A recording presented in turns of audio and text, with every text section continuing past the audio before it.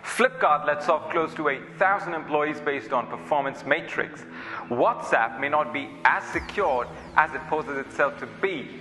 Amazon and Alphabet crush analyst estimates by increased revenues and profits because it's a Sunday, July 31st.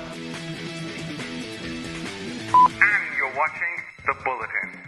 Flipkart is aggressively pushing to get to profitability and streamline operations to prevent excessive cash burn. The company has thus taken off a second round of layoffs wherein it let go 1,000 low-performing employees from the company. While laying off may be a strategy used by organizations with large workforce, this layoff also suggests Flipkart's seriousness to achieve actual positive cash flow after growing and surviving aggressively on investor money for close to a decade. There was a sense of relief among us privacy-conscious users when WhatsApp announced that it is enabling the industry standard 256-bit end-to-end encryption to secure our private chats. That relief, though, might just turn into panic. Notable iOS researcher Jonathan Zrziarski has detailed in a blog spot that WhatsApp might not all be completely secure, as it retains chat logs even after they've been deleted or archived.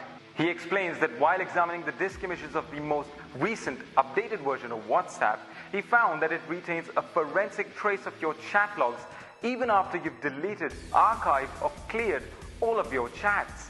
Lots of crushing and smashing happened this week, folks, on the Wall Street, of course, as companies continue to report blockbuster quarters. But of course, there were exceptions like Twitter. Adding to the list of those analyst expectation thrashing earning reports are two tech behemoths, Alphabet and Amazon. Let's start with the ABCDEFGHI company first. Google parent Alphabet has reported a staggering 24% growth in net profits this quarter. Driven largely by its advertising business, Alphabet has reported a gargantuan $21.5 billion worth of profits and an EPS of $8.42. The year-on-year revenue of the company is up 21% as compared to the 11% it witnessed during the same quarter of last year. Next up with the Wall Street smashing earning records is Amazon, which for a third straight quarter is reporting increased net profits. Amazon is known to invest the money it earns directly towards growing business.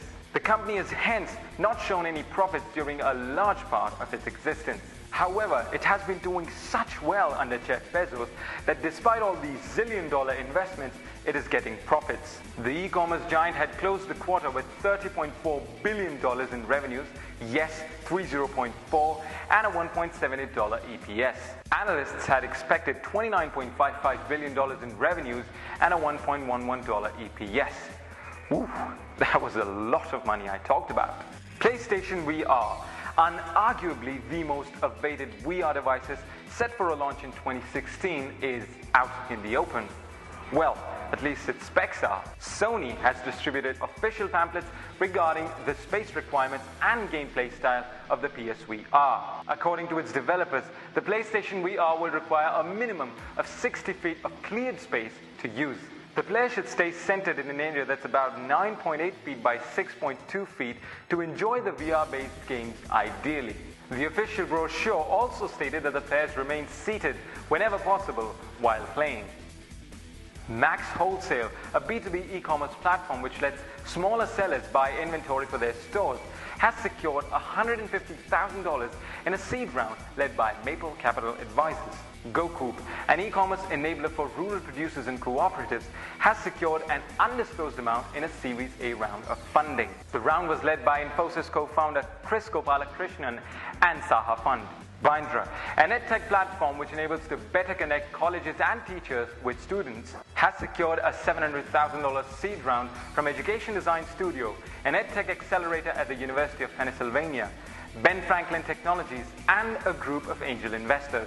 Lastly, Modesta, a Bangalore-based health content and queries platform, has announced that it has raised $1.5 million from Mauritius-based high-net-worth individuals. Let's keep it simple. This is goodbye for this weekend. Ta-da!